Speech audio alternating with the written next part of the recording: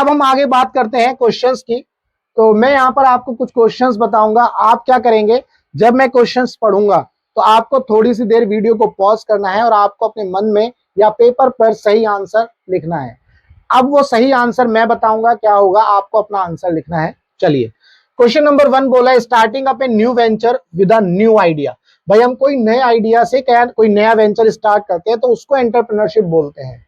तो आप थोड़ा सा पॉज करिए और अपनी कॉपी में आंसर लिखिए। तो मैं आपको सही आंसर बताता हूं। जी हाँ, ये बिल्कुल सही है। जैसा कि मैंने बताया था कि अगर हम कोई नया बिजनेस या कोई नया स्टार्टअप करते हैं तो वो नए आइडिया से स्टार्ट होता है ना। तो इसका मतलब ये बिल्कुल सही है। जैसा कि आप यहाँ पर देख रहे हैं, शार्क टैंक में बहुत सारे एंटरप्रेन्योर आते हैं, नए स्टार्टअप जो करते हैं लोग, वो आते हैं फंडिंग के लिए। ऐसे ही आप सोच रहे हैं जी भाई अब ये सब हम क्यों पढ़ रहे हैं, ये एंटरप्रेन्योरशिप क्यों पढ़ रहे हैं टीईसी सर्टिफिकेट के लिए। ये भी आपके माइंड में आएगा, यार मुझे तो सीएससी आईडी दे दो, मैं तो पढ़ा लिखा हूं, मैं तो पैन कार्ड आधार कार्ड बना दूंगा लोगों के। ध्यान से समझिएगा कि भाई ये कॉन्सेप्ट क्यों आया। भाई जो वीएलई है, विलेज लेवल एंटरप्रेन्योर, ये क्या है, ये भी तो एंटरप्रेन्योरशिप करेंगे। जब आप गांव में अपना सीएससी सेंटर खोलेंगे तो आप लोगों को सर्विसेज प्रोवाइड करेंगे। तो जो आइडिया है, जो भी सरकार की स्कीम है, वो जब आप लोगों तक पहुंचाएंगे तो आपको किस तरह से पहुंचाना है, आपको किस तरह से पैकेज करना है, किस तरह से परोसना है, ये डिपेंड करता है। तो ये सब चीजें करने के लिए आपको ये पता तो होना चाहिए कि एंटरप्रेन्योर कौन होता है, एंटरप्रेन्योरशिप कैसे करते हैं, क्या क्या स्किल्ड होती हैं। ये पता होना आपके लिए बहुत जरूरी है। इसीलिए जो वीएलई है उनके लिए ये कोर्स जरूरी बनाया गया है। ऐसा नहीं है कि आपको एमबीए कराई जा रही है या आपको बहुत बड़ा कोर्स कराया जा रहा है, तो जस्ट सर्टिफिकेट है। लेकिन इसके अंदर जो छोटी छोटी बातें हैं, मोटी मोटी बातें हैं, वो आपको याद रखनी है। ठीक है जी। क्वेश्चन नंबर 1 था ये। Question number 2, N entrepreneur is one who is involve in a few of these activities. जैसे कि मैनेज करेगा, ऑर्गेनाइज करेगा, इनोवेशन करेगा, एज्यूम रिस्क एटसेट्रा। थोड़ा सा पॉज करिए, आप सही आंसर लिखिए, मैं आपको सही आंसर बताता हूं। क्वेश्चन नंबर 2 का सही आंसर है ट्रू। भाई जो एंटरप्रेन्योर है वो किस में इन्वॉल्व होता है, मैनेज करेगा, ऑर्गेनाइज करेगा, मैंने बताया था, जो भी रिस्क होगा उसको भी वो टेक केयर करेगा, और इनोवेशन करेगा। ये सारी चीजें मैंने आपको बताई थी।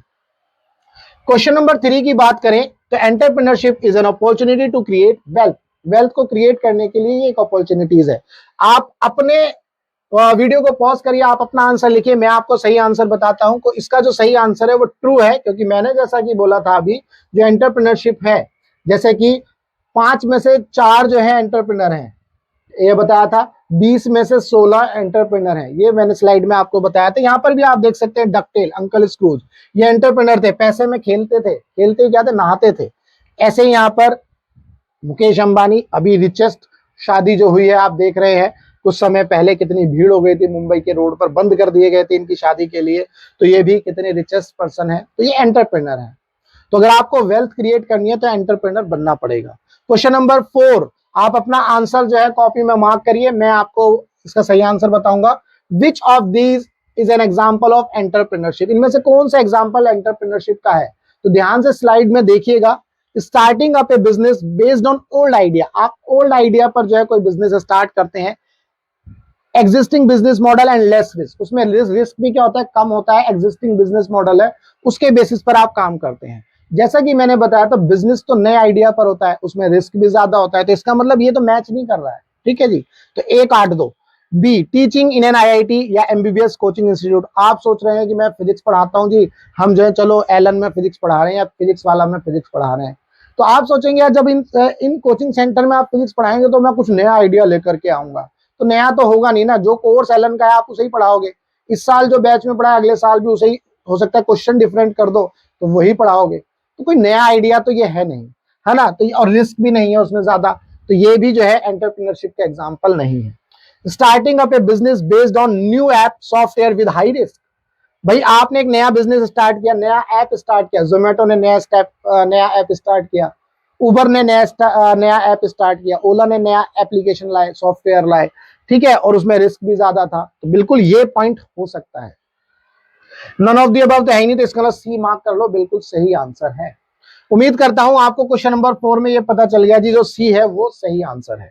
ठीक है, यहाँ पर आप एग्जाम्पल देख सकते हैं बहुत सारे स्टार्टअप का। रैपिडो है, उबर है, स्विगी है, जोमेटो है, ओला है, पेटीएम है, मंत्रा है, क्लियर ट्रिप है। ये बहुत सारे एग्जाम्पल हैं जो सक्सेसफुल हुए हैं। और ये नए आइडिया पर थे, नया सॉफ्टवेयर लेकर के आए, लोगों की डिमांड को इन्होंने पूरा किया। क्वेश्चन नंबर 5 की बात करें, आप अपना आंसर कॉपी में मार्क करिए, मैं सही आंसर बताऊंगा। All people who start up a business based on new idea are always successful. जितने भी लोग नया आइडिया लेकर के आए हैं वो हमेशा सक्सेसफुल होते हैं। आप अपना आंसर मार्क करिए, मैं सही बताऊंगा आंसर। ये गलत है। मैंने बताया था कि 100 में से 92 बिजनेस जो है पहले 3 साल में फेल हो जाते हैं। अब वो भी तो नया आइडिया लेकर के आए थे, जैसे कि मैंने बताया था डॉक टॉक है, दूध वाला है, जेब पे है, सब फेल हो गए। बाईजूस का आप अभी देख ही रहे हो, एनसीएलटी ने ऑर्डर पास कर दिया, इसका दिवालिया हो गया है बाईजूस। ठीक है जी, तो यहाँ पर जो है ये भी डाउन हो चुका है। अब तो यहाँ से आपको ये पता चला कि भाई जितने भी लोग नया बिजनेस करते हैं ये जरूरी नहीं है कि वो सक्सेसफुल होंगे। ठीक है, क्वेश्चन नंबर 6 की बात करें, an entrepreneur is a person who take less risk. जो एंटरप्रेन्योर होता है भाई उसको ज्यादा रिस्क लेना होगा, जब भी ज्यादा प्रॉफिट लेगा, वो जो भी प्रॉफिट आएगा वो उसे ही मिलेगा। ठीक है जी, अवॉइड एक्सपेरिमेंटेशन। जो एंटरप्रेन्योर होता है वो एक्सपेरिमेंट को अवॉइड करता है, ऐसा तो नहीं है। मैंने बताया था एंटरप्रेन्योर बहुत फ्लेक्सिबल होना चाहिए, क्योंकि अगर फ्लेक्सिबल होगा, मान लो यहाँ कुछ फेलियर हुआ तो दूसरी जगह जाकर के उसको करेगा, यहाँ इस रास्ते में फेलियर मिला है तो दूसरे रास्ते पर चला जाएगा, तो इसका मतलब वो एक्सपेरिमेंट करता रहेगा। ठीक है, तो entrepreneur is a person who take high risk, तो इसका मतलब ये स्टेटमेंट गलत है, आप अपना आंसर मार्क कर लीजिएगा। तो ये लेस रिस्क होगा, अवॉइड एक्सपेरिमेंट, तो ये गलत लिखा हुआ है, इट इज ए फॉल्स। ठीक है जी, ये क्वेश्चन नंबर 6। क्वेश्चन नंबर 7 की बात करें, which of these is an example of entrepreneurship. इनमें से कौन सा एग्जांपल एंटरप्रेन्योरशिप का है। Starting up a new type of restaurant in A city, आपने एक नए टाइप का रेस्टोरेंट स्टार्ट किया, क्या ये एंटरप्रेन्योर है? हो सकता है। आप अपना आंसर मार्क करिएगा, मैं सही आंसर बताऊंगा। बी की बात करें, working in A call centre, भाई आप कॉल सेंटर में जॉब करें तो आपका एक काम ही है भाई, कस्टमर कॉल करेगा, जी हमें जो है हमारे एटीएम कार्ड से पैसे निकल गए हैं, ओके ओके सर मैं आपकी जरूर सहायता करूंगी या करूंगा। तो यहाँ पर working in A call centre तो मतलब एक फिक्स, एक रूटीन जॉब है। ठीक है जी, उसमें कोई नया इनोवेशन नहीं है। टीचिंग मैथमेटिक्स इन ए कोचिंग सेंटर, जैसा कि मैंने अभी पहले ही बता दिया था कि आप जो है फिक्स रूटीन जॉब करने वाले हैं। Managing and completing task given by boss, अगर आपके बॉस ने कोई काम किया आप उसको कर रहे हैं तो वो मैनेजर होता है।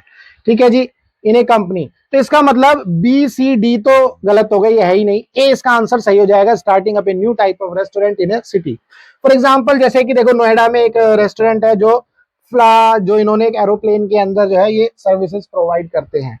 ठीक है, और यहाँ पर एक सिग्नेचर ब्रिज का फोटो दिखाया गया है, दिल्ली में सिग्नेचर ब्रिज है, इसमें सबसे ऊपर टॉप पर जाएंगे तो एक रेस्टोरेंट है, ये भी एक नया आइडिया है। तो यहाँ पर आप देख सकते हैं कि आपने एक नए टाइप का एक आइडिया लेकर के एक नया रेस्टोरेंट खोला, तो यूनिक आइडिया पर था, तो वो बेसिकली बिजनेस हो सकता है, स्टार्टअप हो सकता है। ठीक है जी, सबवे है, बीकानेर वाला, ये सारे जो है स्टार्टअप के एग्जाम्पल, तो अब तो खैर ये बहुत बड़े बड़े बिजनेस बन चुके हैं। क्वेश्चन नंबर 7 भी हो गया। Question number 8, an entrepreneurship does the following activity, managing, organizing and makes all decision. Entrepreneurship के अंदर जो एंटरप्रेन्योर होता है वो सारे डिसीजन खुद करेगा, कोई बॉस नहीं है बोलने वाला। बॉस बोलेगा अरे भाई साहब ये कर ले, नहीं नहीं नहीं, बॉस थोड़ी, आप ही खुद ही एंटरप्रेन्योर हो, आपको खुद ही जो है सारी चीजें करनी है। तो इसका मतलब ये जो है सही है, ट्रू है ये, है ना। Question number 9, 92% of the startup are successful within first 3 years of starting. भाई 92% जो स्टार्टअप होते हैं, यानी कि 100 में से 92, मैं 100 से इसलिए बोल रहा हूं 100 में से 92, बेसिकली वो परसेंटेज में टर्म है। तो इसका मतलब ये अगर आपने 100 स्टार्टअप किए, 100 में से 92 जो है फेल हो जाते हैं, ये मैंने बताया था। यहाँ तो लिखा है ये पास हो जाते हैं, सक्सेसफुल हो जाते हैं, तो इसका मतलब ये स्टेटमेंट फॉल्स है। ठीक है जी, तो ये क्वेश्चन नंबर 9। अब क्वेश्चन नंबर 10 आपके लिए, योर टर्न। क्वेश्चन नंबर 10 बोल रहा है, एक successful entrepreneur can become rich very fast. जो एक सक्सेसफुल एंटरप्रेन्योर है वो बहुत फास्ट जो है क्या बन सकता है, रिच बन सकता है। ये आपको बताना है स्टेटमेंट की सही है या गलत है। दोस्तों ये था आज की इस वीडियो में मॉड्यूल नंबर 1 एंटरप्रेन्योरशिप का, जिसके अंदर हमने एंटरप्रेन्योरशिप के बारे में पढ़ा। इसके बाद जो दूसरा मॉड्यूल है उसमें एंटरप्रेन्योर कैरेक्टर, एंटरप्रेन्योर के जो कैरेक्टर होंगे, एंटरप्रेन्योरशिप के बिहेवियर्स होंगे, क्या क्या स्किल्स होंगे, वो आपका सेकंड मॉड्यूल में आएगा। तो उम्मीद करता हूं आपका आज की इस वीडियो में आपको जो है जो चीजें मैंने आपको बताई, जो चीजें आपको समझाई, वो आपको क्लियर हुई, आपको सारी चीजें अच्छे से समझ में आ गई। जितने भी मैंने क्वेश्चंस बताए, इसी टाइप के क्वेश्चन जो है आपको आपके एग्जाम में मिलने वाले हैं। आप जब अपने इस मॉड्यूल को कंप्लीट कर लेंगे तो तब आप अपने वो जो असेसमेंट है, इंटरनल असेसमेंट, उसको करना। 10 क्वेश्चन आपको मिलेंगे। तो हो सकता है इन्हीं 10 में से वो क्वेश्चंस हो, या अब आपको मैंने पढ़ा दिया, अब आप अपना माइंड लगा करके उन क्वेश्चंस को करिएगा। कॉपी या चीटिंग करके मत करिएगा, क्योंकि लास्ट वाला जो एग्जाम है उसमें आपको दिक्कत हो जाएगी। तो अगर आप पढ़ करके करेंगे, अच्छे से समझ करके करेंगे, तो आपके लिए बेनिफिट है, आपको नॉलेज भी मिलेगी, इंफॉर्मेशन मिलेगी, तो आप उसका सही यूटिलाइजेशन कर सकते हैं। चीटिंग करके करेंगे तो क्या फायदा है? कुछ नहीं। ठीक है जी। तो उम्मीद करता हूं आपको आज की इस वीडियो में एंटरप्रेन्योरशिप क्या है ये अच्छे से समझ में आया। अब हम अपने नेक्स्ट मॉड्यूल में मिलेंगे, जिसके अंदर पढ़ेंगे एंटरप्रेन्योरशिप कैरेक्टर। तो चलिए मिलेंगे नेक्स्ट वीडियो में, तब तक के लिए goodbye, tata, take care, जय हिंद।